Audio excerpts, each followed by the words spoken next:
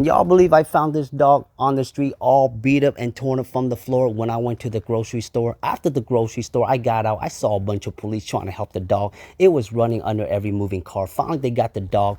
Nobody wanted to claim the dog. Police came to me, said, do I want to keep the dog? I look at the dog with his sad eyes and I said, yeah, you look too beat up. I need to help you out. I took it home.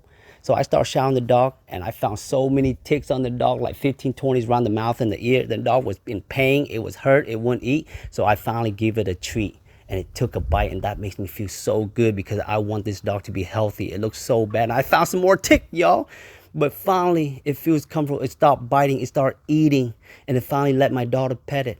And she named it Sparky. That's what we're going to name her. But now we're afraid because mama might not want to keep it. So I have the kid ask mama. Because when the kid asks mama, mama always say yes. But when daddy asks mama, she made me do 10 push-ups. And I don't want to do 10 push-ups. But anyways, the dog is ours. She loves the dog. She is comfortable. I walk her in the morning now. And look how healthy she looks. She's a new family member of the Thai life.